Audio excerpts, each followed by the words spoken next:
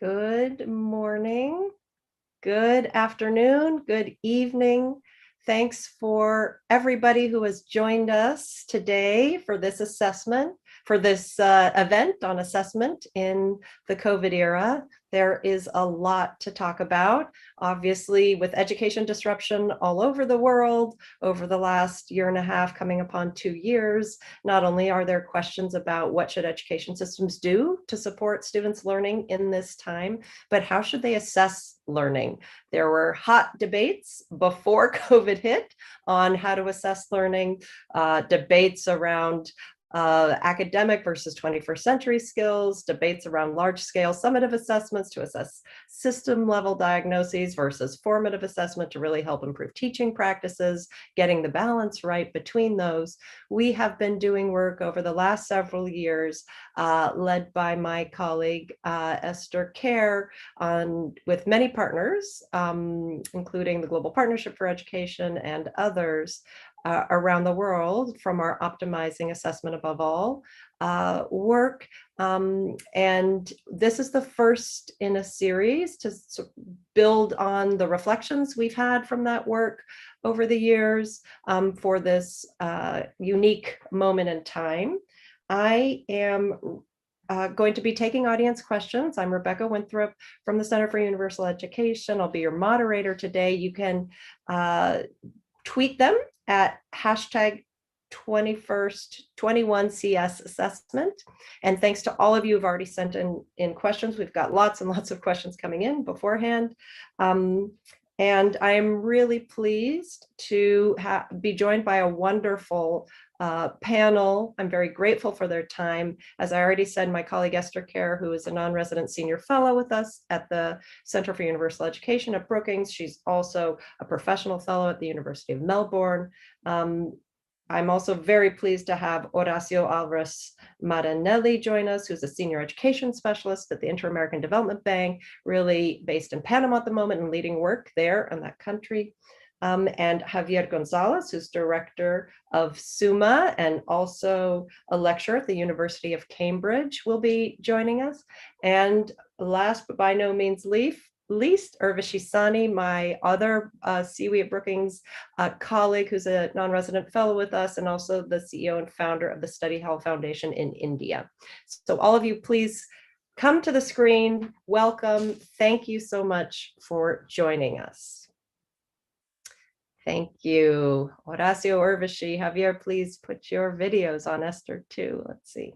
So the first question that I wanted to pose to all of you was really to help set the scene for the audience. And it's really around, how are countries thinking about assessment right now, countries or jurisdictions that you work with, and what are some of the debates and trends that you are finding? Esther, let's start with you. Fine, thank you, and hello to everybody. Good evening, good afternoon, good morning. I think the thing for me about assessment in this particular climate is that we can't talk about assessment as though there is just one solution. So we can talk about all the different functions of assessment. As Rebecca just mentioned, we can talk about summative and formative, but we really need to focus on what is needed right now. What do we need to assess under the pandemic conditions? And what are the data for? In principle, of course, assessment targets should always reflect what is being taught. So what is being taught now that might be different from pre-pandemic? Is it different? And in some cases, yes, it is different. What we're seeing is streamlining of curricula to focus on essential learning competencies. In the Philippines, for example, I know that something like 60% of the learning competencies identified throughout the curriculum have been put aside so that the country can focus on what is most essential. And the intended focus of those sort of competencies are what's required for the students to be able to continue on to next grades and ultimately a successful life. So at least aspirationally, it's about research skills, it's about reading comprehension, it's writing, it's map reading, it's hypothesizing. And they're presumed to be the competencies that we can't always learn outside of the school. Whether that intention is actually reflected in modified materials that are being provided to students is another question. And whether the assessment is aligned with those new approaches to learning is another question. And in my experience, assessment approaches seem to be remaining in the main precisely as they were. They're focusing on rote learning and the minutiae of sort of metalinguistics and equations and so on.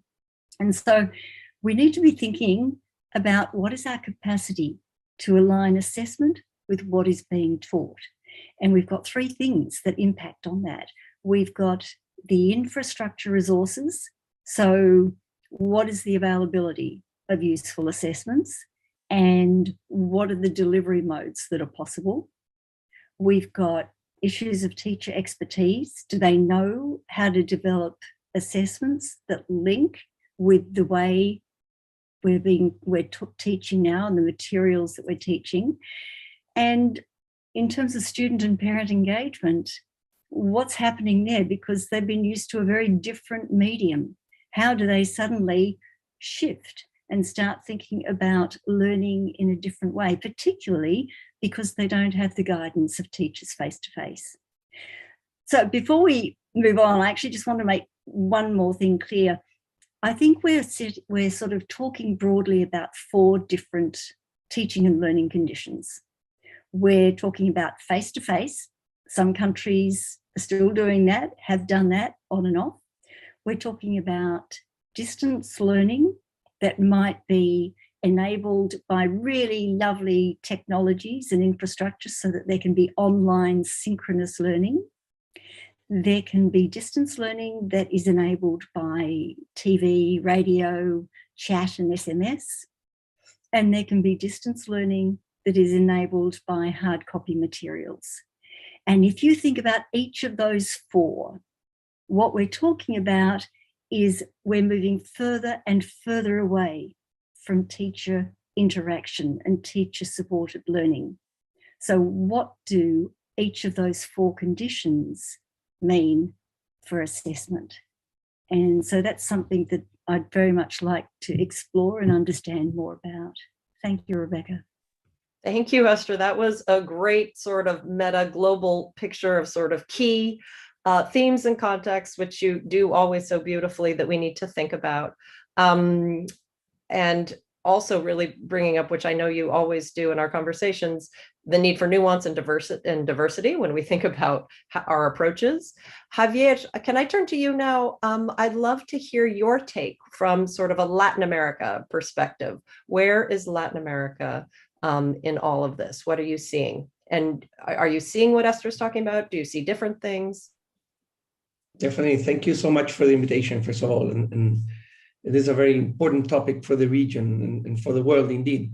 And we're seeing from SUMA, working with governments, a lot of movement in terms of assessment and different trends. And I think for maybe the non-specialist, maybe to build on what Esther was saying, we have to definitely distinguish between the summative, at least the summative and the formative assessments. The summative is to verify basically what students are learning. The formative is somehow to provide feedback for teachers and of course for students. So one, I would say, is assessing of learning, and the other one, I would say, it's assessing for learning.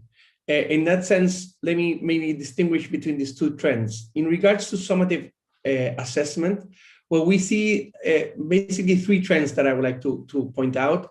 One is that we see a consolidation of national institutions of education evaluation in the region. We have ICFES in Colombia, we have INEVAL in Ecuador, we have INED in Uruguay, etc. So in the last 15 years, at least, or even 20 in some countries, we have seen a progressive and quite strong move towards summative assessment. And of course, we think this is important because, of course, it allows governments especially to better channel support and better channel to know the weaknesses. Now, the interesting thing is the second trend is that we see throughout the region a more profound understanding of summative assessment, and many of them allow to go into one of the main challenges of Latin America, which is inclusion and inequality. So assessments today allow to distinguish what are the outcomes and the results for different types of students. For example, to detect gender differences, to detect ethnic backgrounds, such as, for example, Colombia, Ecuador, and Mexico. They include this kind of gaps. Socioeconomic backgrounds in most of the countries, but especially Colombia, Brazil, Mexico. So first is the consolidation, then the deepening of this kind of instruments that I think they're very important. And thirdly, the use of these instruments for accountability, something that has been suspended in many cases, which I think it's it's something different that's happening now because of the pandemic. Many of these have been suspended, and again, in this case, in the region, I think, and I would like to point out, at least from my opinion, this is a more kind of a negative trend, is that until now, some of the assessment has been used for accountability to pressure really schools to perform, regardless sometimes of their context and the poverty, the material poverty of the context. So in that sense, I think we have to grow much more and balance this summative assessment with more support for schools. So that's on the summative part. Let me be very quick on the formative assessment. I think during the pandemic, we have seen a very virtuous and positive trend towards formative assessment, which of course is very important because, well, actually, as evidence shows, one of the most important practices actually is feedback and formative assessment. It can provide up to 5 months, equivalent of 5 months improvement in education. And so we see this, and maybe I want to put out the example of Colombia, in the case of Evaluar para Avanzar. In the case of Chile, we have as well in this country two tools of more kind of formative assessment. One is called the progressive assessment, which is 2 times in a year. So it allows, but it's more kind of a centralized system. And then there's also a decentralized system for formative assessment. Now, just to finish with the Latin American context, I would just like to point out that although we're moving in a correct direction, in the proper direction of moving towards more formative assessment, there are, of course, certain barriers of the region that make it maybe more unique, and that we have to be very, we have to be very cautious. One barrier has to do with material conditions. And I want to point out, for an example, in the case of Argentina, 45% of teachers teach in 3 or more schools. And that is definitely a barrier for providing good feedback to students if you're, of course, working with many students in 3 or more schools. The second condition is the non-lecturing time. We see in many countries, teachers don't have enough non-lecturing time. That means very little time to really prepare classes and, of course, to assess and provide feedback. In the case, for example, in the case of Chile, last reforms have moved from 25% of the non-lecturing of the whole contract for non-lecturing time to 35 or even 40% in the case of the poorest. And then finally, just to mention, and as I was saying, the importance of teacher training. Teachers have not been really trained to provide really fine formative assessment, and that's something that we have to really look in detail. Thank you. Great. Thank you, Javier. Horacio, I want to come to you because you are based in Panama. You know Latin America very well. what would you want to add to what Javier said? What are you seeing in Panama, and or if you're also thinking about other countries you specifically worked in? And I also wanted to ask you about this summative versus formative assessment. I know you have strong opinions. Where are you coming out on it? Okay, so yeah, we've seen it, like Javier said, a trend all over Latin America in the last 20 years to have summative assessment and institutions that are dedicated to evaluating education quality. However, I think Esther pointed it out that at some point, these institutions were made attempting to assess the quality of the system, but the feedback for the providers, feedback for teachers, for schools has been lagging behind. So as I mentioned in the previous conversation with you, for example, we did national testing here in third grade in Panama, and it's taken us 4 years to get back the results to teachers. Same case in Colombia, where the results of the assessments take between 1 to 2 years to return back to the schools, even though at some point they were they were individualized tests. So that type of logistics, the logistical part, like Javier mentioned, we have still many challenges in the region to do this in a way that impacts directly the children that we're serving at that point when we do this national assessments and such exercises. I would say that in this point in time where we are right now, and Javier mentioned it, and I think Esther also did, is we need to strengthen teachers' abilities to do formative assessment, to know where their students are when they come back to face-to-face learning. Here in Panama, for example, kids have been almost out of school for 2 years. They left in March 2020, and this today, I would say more than 50% of students are not yet in school or are not receiving regular in-class schooling. So we need to give the teachers the instruments to assess. Now, I would go further and say we need to give them the instruments to teach. Because as you know, prior to the pandemic, we had half of children in Latin America didn't understand a simple paragraph in third grade. So this is half of the children. And when you look at it from in terms of the quintiles, the differences between the lowest 20% and the highest 20% is really, really high. You have some countries where 90% of poor children do not know how to read in third grade. That means we have a problem of instruction, of schooling, of how the teacher does what they do. So they will have a problem with assessment. So at the same time, when we do formative assessment and we develop these tools for teachers to learn to assess better, we also need to give them structured materials, which has been proven all over the world to work. Structured materials for teachers that probably have not been trained very well in their initial training process. So I would add that we don't only have a problem of assessment, we have a problem of instruction.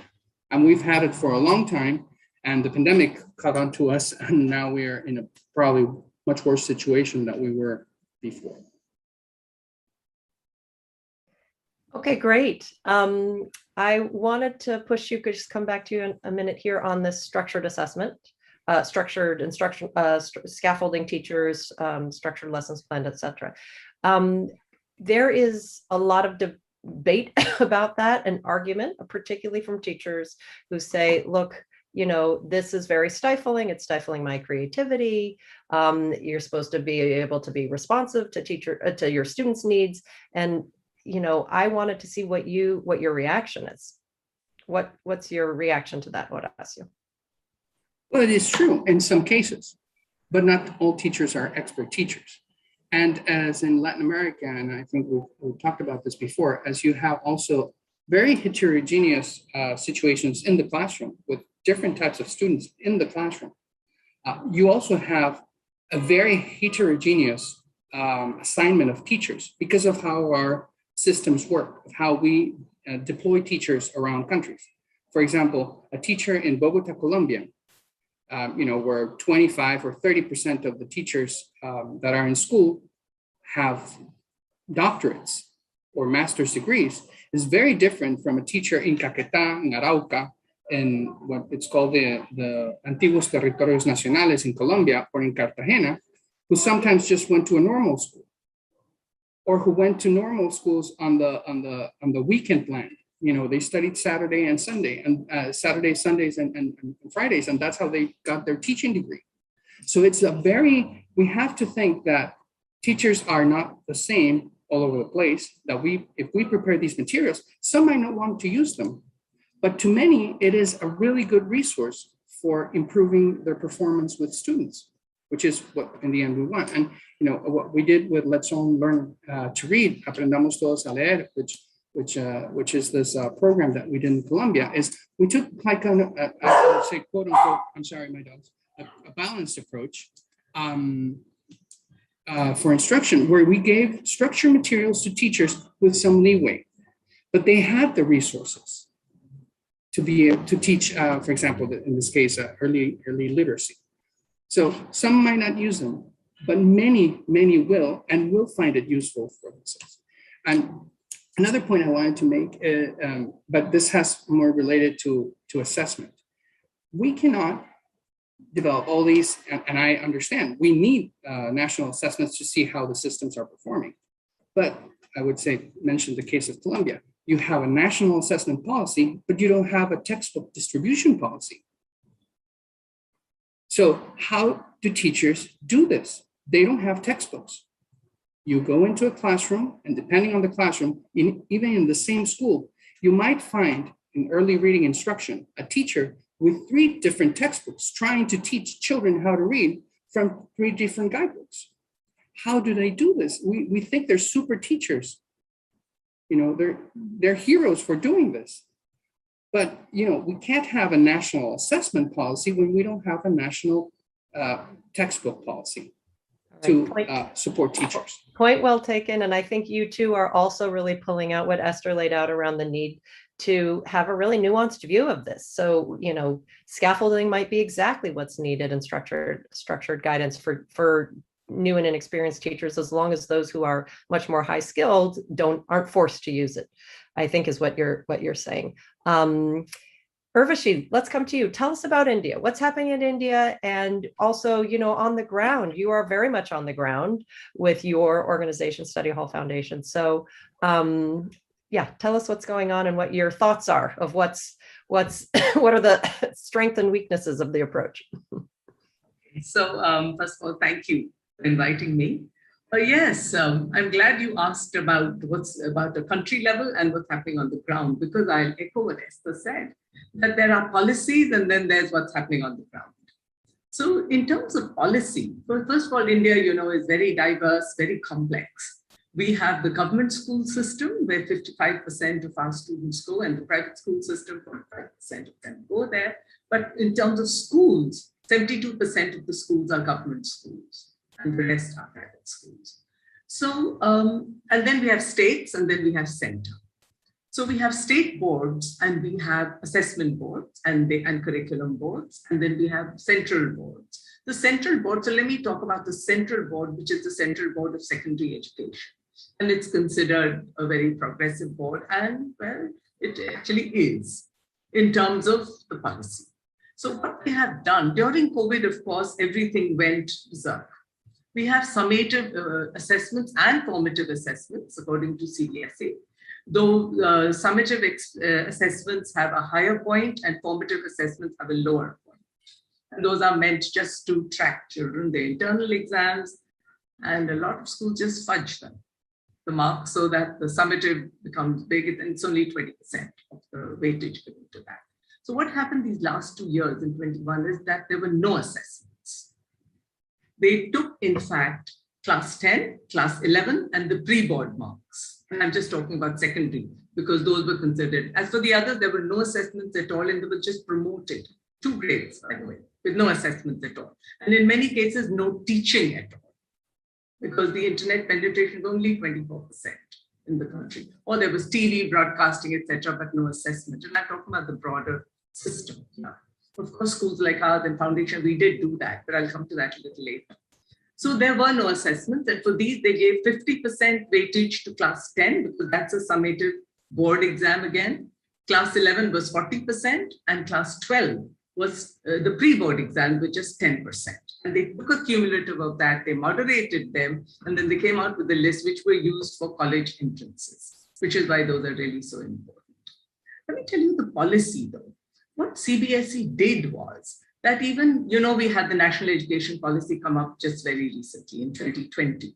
That has a huge focus on higher order thinking skills. They're even dialing back the curriculum. And CBSE sent out this notice to all our schools saying that we must emphasize higher order thinking skills and not rote memorization. Assessments must look at, and I'm going to read verbatim, by the way, that there will be a greater number of competency-based questions or questions that assess the application of concepts in real life, unfamiliar situations in the question paper, and there will be art-integrated projects, and that we will be looking at higher order skills like analysis, critical thinking, and conceptual clarity, and assessments will be targeted towards that.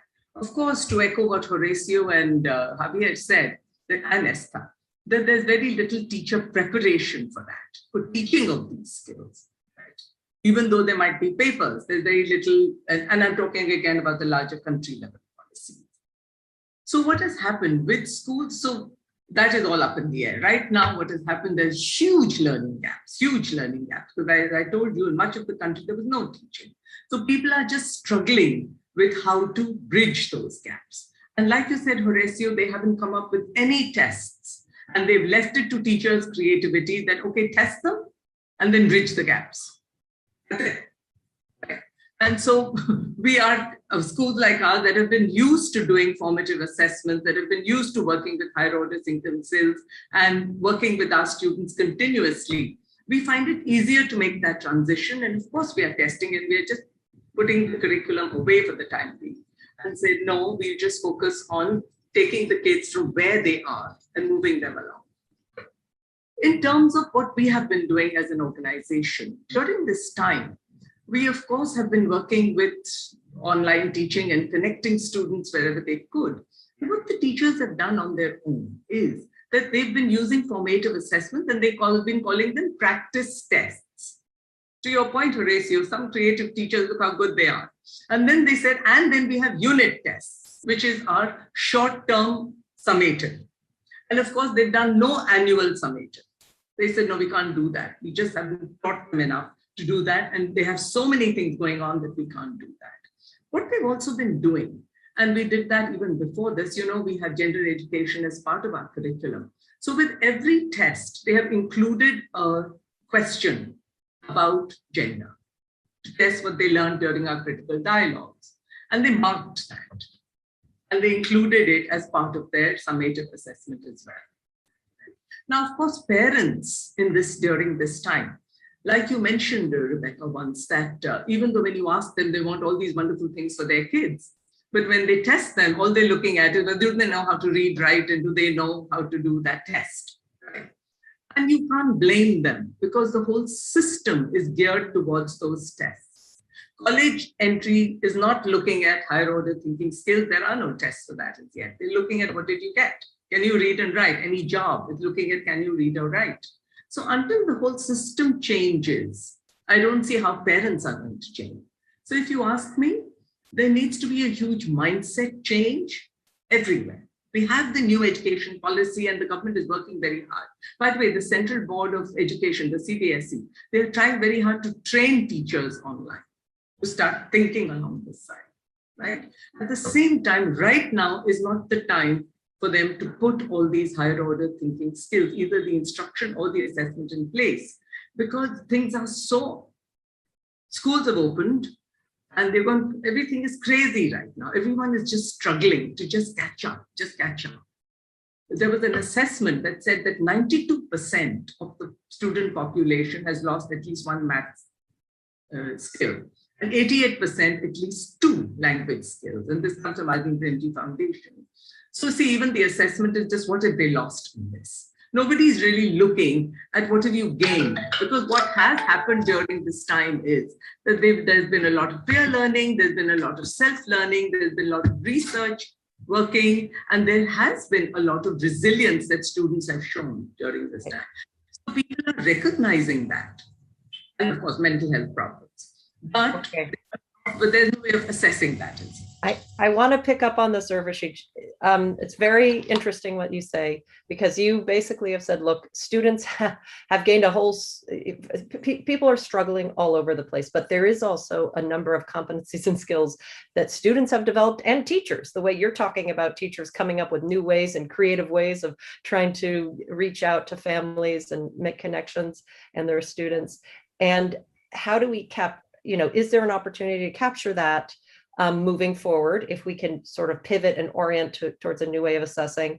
But I also hear you saying we need to be very careful how we sequence that, because the system is so overburdened, and adding a whole new thing might sort of break the camel's back. I don't know if people use that term.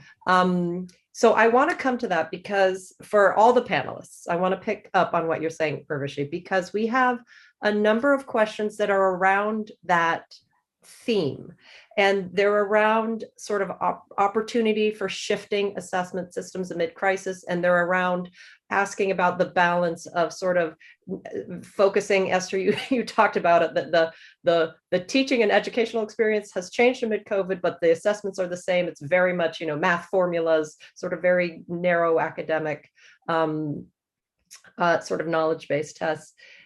And there's a whole set of questions saying, can we also shift to look at what kids have learned, and look at a mix of academic competency plus 21st century skills? So I'm just going to throw these questions out here as a cluster, and then I'm going to come to you, probably Esther, starting with you first again.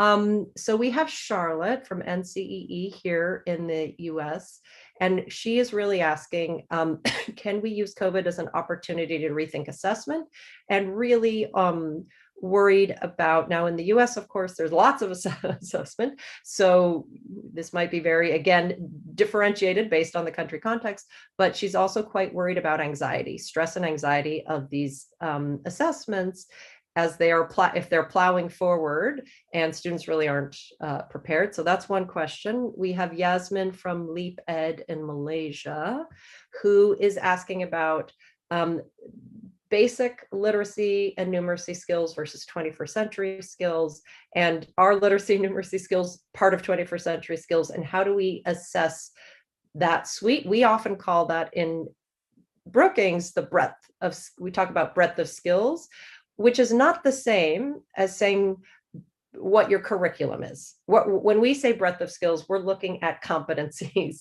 and you can certainly get critical thinking and collaborative problem solving, et cetera, through a science class or a math class or literature class. So when we talk about breadth of skills, that's what we're talking about. And I think she's asking about the balance.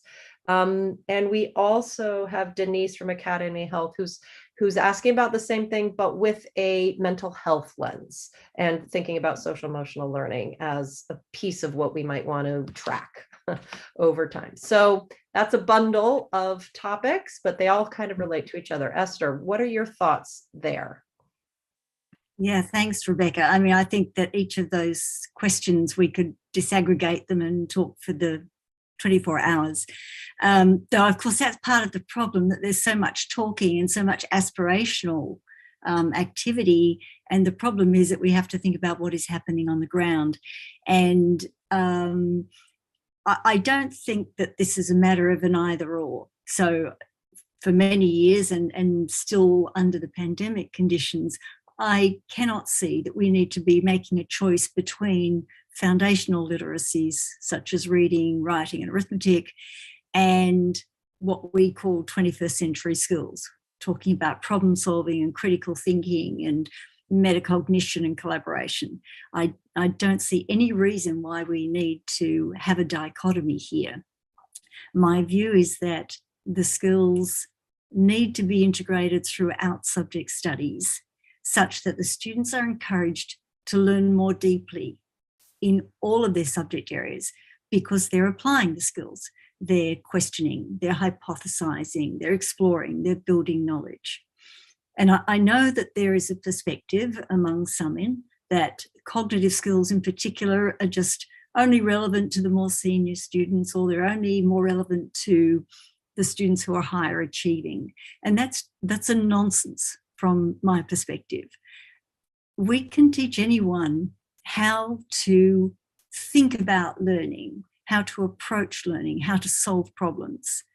And if we can encourage reflection or metacognition, that empowers the learners to engage in the independent learning. And what we're hearing from national systems world over is saying that their learners must now engage in independent learning because many of them are not in the classroom. So they are put back on their own resources. And because they're having to rely on their own resources, we need to further develop these skills where they can actually take control of their learning. You know, we could say it's too late. We could say they should have been taught in this way for many years. That hasn't happened. And it makes it even more difficult now, where you're presented with a different mode of learning. You're presented with an environment where you don't have the support of your teachers, and you don't know where to move first. So if we think about the fact that teachers need to be able to focus on application of learning, that would be a main focus. If they only rely on traditional, as Rebecca was saying, rote memory learning and assessment, then under pandemic conditions in particular, the assessments are not going to contain valid data, right? We can't pick up summative data. We can't pick up routine type assessment results in a valid way at the moment, because you do not have control over the child in the classroom under standardized conditions. And so from that perspective, personally, I don't see a great deal of sense right now in summative assessment, apart from the fact that at different times in different countries, in different regions, we're going to have to help students and teachers make decisions about where they slot back into classroom learning. What year level do they go into? And so there we move into another topic altogether, which is around readiness testing. So I'll back off that for now and just stay with this application of learning. And as Rebecca mentioned, we did quite a lot of work in thinking about how can we help teachers as well as assessment groups think about assessment of these learning to learn skills, critical thinking and problem solving in our project Optimising Assessment for All, which was both in Asia and in Africa. And what we started there was the process of developing assessments that targeted application of learning. And that was through, at that time, an explicit focus on the skills as a strategy to help assessment developers and teachers start thinking about how then do you teach and what do you want to see coming out of the students. One of the things I've been fascinated by in our discussion, as well as I think we're finding more generally, is, you know, in the past when you had a webinar or a seminar or a conference on assessment, it was all about assessment in terms of development of items and tests. Now, when we have discussions about assessment, it's about how do we need to vary the curriculum? How do we need to use different pedagogical approaches? How do we make sure that the textbooks actually support and are aligned with the assessments? So I think we've come a long way, but the problem for us, and again, Horacio and Javier and Vashi talked about this, is that it's one thing to talk about you need to go there and do it. It's another thing to equip the teachers to do that. Right. So I'll pass back to you now for, yeah. Thank you. Thank you. I think I'll go to Horacio. Horacio, what are your reactions to that? How does it play out in Panama or across other countries in Latin America? I fully agree. And, but I would say that the main skill that you need to learn all other skills is reading comprehension. So it's very, very hard for me to think about how you develop critical thinking when you don't have children who know how to read. And I fully agree that we need to do, and it's not an if and one or another that we need to test 21st century skills or fundamental skills. But it's really hard when we have countries such as like the Dominican Republic, where I worked for a while, where you have 81% of students not being able to understand a text by third grade. How do you teach critical thinking? How can you think critically when you cannot get information from text?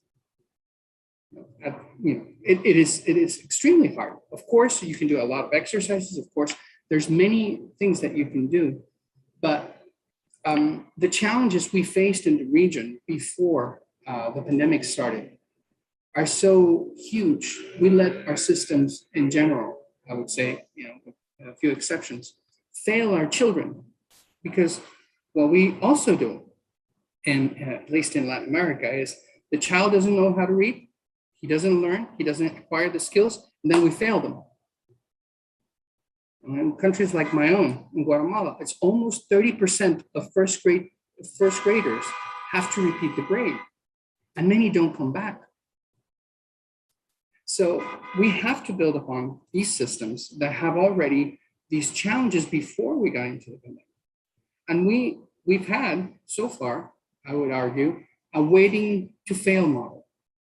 We wait for them to fail, whether it's in first grade or third grade. At the end of the year, say, well, you didn't acquire all the skills that you needed. You're going to have to repeat the grade. Whether you come back or not, we're not that, sure if you will. And this is why we also have in Latin America, about 50% of kids don't finish high school, because the system expels them. So we have to think of whatever changes we do and whatever interventions and policies we do regarding assessment, regarding 21st century skills, that this is where we're coming from. It's not all of a sudden, and I've heard this a lot, the systems are going to perform better. What makes us think that a system that was underperforming, that teachers who didn't know how to teach before the pandemic are all of a sudden going to come up to speed to do it in a different way and to rethink our education systems?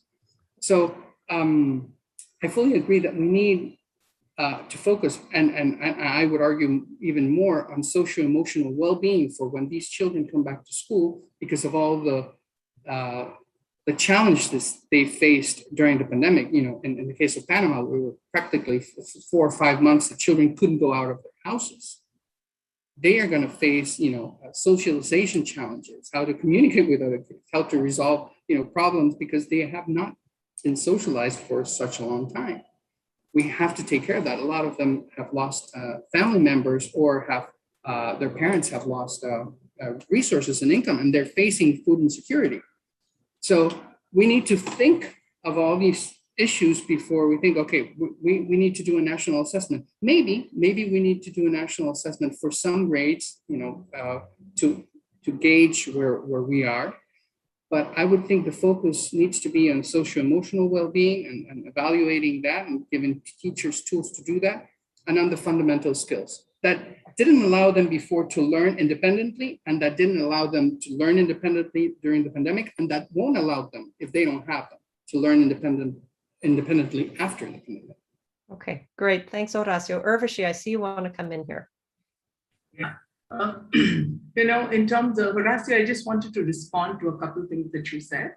That that reading, yes, very, very important, of course. And by the way, in terms of the state board also, they have made a special mention, and they want special focus on reading, and they understand that's really important. In terms of, can you have critical thinking without reading? I think you can. And this comes from your own Brazilian Paulo Freire. How can we forget him? That the idea of critical dialogues, having them regularly in the classroom to enable critical thinking, and oracy is enough for that. So it really, and it can happen in every subject area that you teach, provided the pedagogy is tweaked to that and the instruction. And the other thing I wanted to respond to, that have teachers changed? I think they have, by the way. What happened was everything changed, and they had no choice but to change. Many of them went along kicking and screaming, and some of them just rose to the occasion. And what they did, I know in our own foundation that we in fact had an instruction, but they did it, I think the creative quotient spiked along with the COVID, and so did the caring quotient spike. We were talking about social and emotional learning. In fact, many teachers spent a lot of time in just grief counseling because people had lost, and they had lost loved ones too. And then asking all the time, how are you? And reaching out and helping because they understood that people were in distress. And that's the first thing they did. They started their lesson with, how are you? We hope you're well. And what's going on at home? When they spoke to parents, that was the first question they asked. And that's how they built the bond. Secondly, there was a huge amount of self-learning that happened. They had to just measure up. They did a lot of research, enormous amounts. They weren't just waiting for someone to tell them what to do, because there wasn't anyone to tell them what to do. And in fact, even the government, by the way, this time reached out far and wide that we need materials, we need help. And even now they've reached out to organizations like mine. What are the tests that you're using for kids who are coming back? How are you bridging the gaps? And we are helping. I'm on the steering committee of the National Education Policy and on another committee nationally. And that's what we are trying to lend them. All the materials that people have done, there was a national teacher platform with different kind of pedagogies that is being spread all over. I agree with the point that when things are so much up in the air and there's so much catch up to do, of course, you have to focus on foundation and you're just worried about how to catch up. I think it would be such a good idea if people were to try and assess all the good things that have happened, how children have measured up. Because it'll do two things, even for poor children, who, by the way, are more resourceful, and they've had so little resources that they had to count on their own. They're very resilient, they have a lot more world knowledge. If somehow that learning could be considered valuable enough to legitimize and make official, can you imagine how that would soar? That they would suddenly be, that we learned. Just because we can't read and write doesn't mean we don't learn, we do learn. And yes, they will be more eager to learn to read and write because we have validated the knowledge that they bring. And I wish there was a way for us to also validate everything that teachers have learned. And organizations like ours are continuously asking teachers to document their learnings. What is it they want to keep from the COVID experience? And they do. Thank you, Urvashi. Horacio, can you respond very briefly in a minute? Yeah. And I was thinking about what Urvashi was saying, and yes, I do agree that you can do critical thinking like exercises without reading. But in order to get to deep learning, you need to go out then and survey and have the knowledge and the background knowledge, and that comes through reading. And I was in a panel yesterday with Javier, and critical thinking skills have been going on in elite schools in Latin America for a long time. And I remember I was in 3rd, 4th grade, and teachers like, well, you're going to debate a subject. You need to be informed. Go to the library and research it. You need to have the skill to read in order for it to be deep. Otherwise, we can carry on dialogues and based on our opinions, have a conversation for 2nd grade, whether you like strawberry or chocolate ice cream. But in order to go deep, you need to comprehend and go out to get knowledge, because the basis of critical thinking, I would argue, is to have enough knowledge so that you can counterpose different approaches or experiences. All right, I am going to intervene because Urvashi is posting in our little panel chat, but yes, even illiterate, but you don't have to be literate to be a wise and profound and deep thinker. There's other ways to get knowledge. So we could have this debate for a long time, I can see, but I want to switch and I want to come to Javier to a different topic, which actually, Urvashi, you put on the agenda, which is practical, interesting, new creative approaches that are sort of opened up at this moment around assessing learning, and could we look at different ways of carrying it out and different types of knowledge and competencies to assess. And I want to come to you, Javier, because you lead SUMA and you look for all sorts of creative ideas that could have practical traction for quite in your day job. And I want to see what you think about that, and note that we have several questions around that topic. We have one that asks that question vis-a-vis the lens of ed tech, how helpful can technology be in terms of innovative new approaches that we think we want to keep, that are useful, that have emerged. And we have a question around really practical ideas for engaging parents in thinking about assessment. So Javier, over to you. Perfect. Thank you, Rebecca. And just to hop in just a little bit to piggyback on the last discussion, basically. Yes, please do. No, very quickly, but because I think innovation is key, of course. But I think it also, I don't think you have to choose really among both. I think it depends on the pedagogical strategies that you use. For example, if you use project-based learning in science, you can learn foundational mathematical skills and critical thinking and collaboration skills, for example, working in a project. So I think that's, it goes a lot back to the pedagogical skills that we use to learn each one of these. Of course, from a constructivist perspective, foundational skills are definitely key. I also am with Horacio in the sense of this lack of foundational skills are a barrier for progressing along the school system. In Latin America, just to put some figures out there, before the pandemic, 56% only of students finished completed secondary education. Now it will go back to 42%. Only 42% of students in the region complete secondary education, and the percentage in the poorest quintile will drop by 20 percentage points, not 20%, 20 percentage points. So foundation skills are key. And I just wanted to say that, of course, also high order skills are key. And let me just point out that I think this whole debate that it seems to be a 21st century skills, I go back to Bowles and Gintis here with the hidden curriculum kind of discussion. These skills really are the elite skills. They have been, and Horacio was just saying, we were also in a panel yesterday, we were talking about the same topic from a curriculum perspective. These skills have been there and developed in the elite schools. And the difference with the 21st century skills is that we want to democratize these skills in all the education systems. So they're not really new at all. The new thing is actually that we want to provide them along the system. Now, going back to your question really quickly, and sorry for that, I didn't want to miss that point. There are, of course, a lot of innovation in the region. As you say, from SUMA, we develop several issues. We synthesize evidence. We have a map of innovation.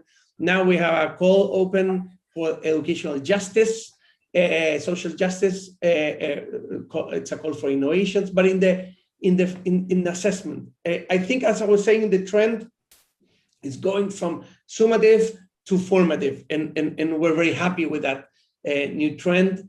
And we see this, and let me put, just because of time, maybe 3 examples. One is the case of Colombia with Valor para Avanzar, which delivers guidelines and a lot of training for teachers and support and monitoring to assess students' skills on the ground with different toolkits, etc. You have the case of Chile, la Agencia de Calidad, which has these 2 quite new instruments. The progressive one, which is a centralized and more standardized test, but it's given at the beginning, in the middle, and the end of the year. So it's more than summative. It's kind of a formative assessment. Plus, now with a lot of, again, guidelines and items, etc., available for teachers to do also formative assessment. And the last, maybe just because of time, let's say Guatemala, and because Horacio is here, in Guatemala, they're doing quite interesting. They're opening what is called Aprendo en Casa, and they will do a whole period. And just to say also in terms of innovation, of course, I'm going from the government perspective first, then I'll go to NGOs and all kind of things. But it's interesting to see many countries that they are leaving already, they're planning for a 5-week, 6-week period in March, when the new year starts in many of these countries, to do formative assessment. So what they're asking students is, and they're preparing students, is to reach that phase of face-to-face schools with a portfolio of different homeworks, etc., and projects that they have done through the year and through this time in the COVID, and they will be assessing that during these 5 weeks and working the students to do some leveling up. So that's, I think it's quite interesting, again, how we're moving to formative assessment and also to kind of starting to plan leveling and feedback exercises for the year. That's from the government side. Now, in terms of the private sector, NGO, local actors, there's a lot of, and you were mentioning ICTs. I think there are two things that I want to say. First of all, I think the COVID showed how weak we are in the region in terms of internet. The figures that we had, it was that there was a lot of penetration and cell phones, et cetera, and even among the strongest countries, that really it was more of a myth of connectivity, because one thing, of course, is to be connected to maybe just to Google or something like that, but another thing is to be able to really assist an online class, et cetera. So, and I don't have too much time to talk about this. But Javier, can you wrap up in 30 seconds? Yeah, in 30 seconds. So there's a lot of asynchronic and synchronic platforms. I just want to say, I think, so one thing is that we're quite weak, but on the other hand, there's a lot of development in terms of different tools coming from WhatsApp. For example, WhatsApp has been quite a good tool, and there's a different seesaw, different platforms, quizzes, etc., and others developed in Latin America that are being used in Latin America to basically provide items and ways of easily monitoring the learning. I mean, the learning process of students. So there's a lot going on there. Of course, not too much time to talk about that, but again, a lot of innovation happening. Great. Thank you, Javier. That was very comprehensive in a short period of time. We appreciate it. So we have 3 minutes left. What I'd like to do is just give Urvashi and Horacio 30 seconds key takeaways for the audience, and then I'll come to Esther last to maybe wrap up key themes you see across. Horacio. Sorry, finding my unmute button. So I would argue that again, to wrap it up, let's focus on kids' well-being now that they go back to school, on their socio-emotional well-being. They've been out of school for quite a bit, and they've gone through a lot. And let's give them the tools, teachers, the tools to assess where they are so that they can help and build them up. I think that would be my main takeaway. Never forgetting that, of course, there's more to reading and math. There's more in life to reading than math, but that they're the basis of what they will carry in their future academic. That was great. 30 seconds. One thing, Urvashi, one thing. And then Javier, and then Esther. Okay, so the country and the world actually was held hostage by technology for these 2 years. And lots of creative, wonderful things happened because people have to. I think we should hang on to that, hang on to all the lessons learned.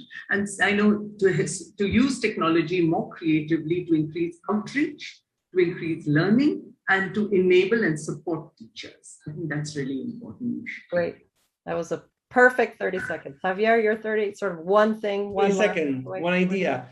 I think the move towards formative assessment is the right move towards in the region. The thing that I think we have to promote much more balance is that until now we had grown too much in terms of summative assessment and assessment in general. But what we do with that assessment is that I think we're lacking on that. And we have to balance with more support. So state support for schools and teachers, it's quite needed. We cannot advance in more accountability measures, etc., if we don't advance in supporting them for change. Thank you. Great. All right, Esther, over to you to wrap up. Two minutes. Oh, lovely. Of a rich conversation. Absolutely. I mean, I think that there's a lot of areas that we somewhat disagree on, not greatly, but there's some there. The problem, I think, with a focus on formative assessment is that it assumes that a teacher is able to act on that information and to vary the instruction. And if you think about the 4 learning conditions that I outlined earlier, the opportunities for teachers to vary their instruction on the basis of formative assessment data coming back can be incredibly limited. So quite apart from adopting the different teaching approaches that we're seeing from streamlined curricula, another challenge is the appropriateness of the assessment tools themselves. Have the countries adjusted those assessment tools in line with the streamlined curricula? And is there actually an opportunity for the teachers to differentiate their instruction? And by and large, quite honestly, the opportunities are incredibly limited. And so we've got patterns of streamlining curriculum. We've got acknowledgement of the need for formative assessment because we understand that the different children have different needs. We need to do readiness testing to ensure that we can slot the children back where they need to when they get back to school. But in the meantime, teachers are just trying to stay alive and keeping up with delivery of learning. So the trend has been to adapt what was done pre-pandemic and in face-to-face instead of us thinking differently. So let's now put ourselves in the situation of a child in a remote area where they have some hard copy materials, the parents are illiterate, the materials are not in mother tongue. How does a teacher possibly deliver learning under some of these conditions? And I understand we've got a huge diversity of conditions worldwide, but they're the sort of ground scenarios that national systems and teachers and people like us need to start thinking about, not to be incredibly aspirational, but think what can be managed for that child in that house in a remote village somewhere. Thank you. Wonderful. Well, that is perfectly timed. We are exactly at time. So I want to give a huge thank you to you, Esther, and Urvashi, and Horacio, and Javier. Many thanks for joining us. We had a very lively dialogue and lots of other questions we couldn't get to. So we will have a second installation of this discussion on assessment coming up in about a month. So stay tuned, and thank you, everybody. And good morning, good afternoon, good evening. Have the good rest of your day or night. Thanks for watching. Be sure to like and subscribe for more videos from Brookings.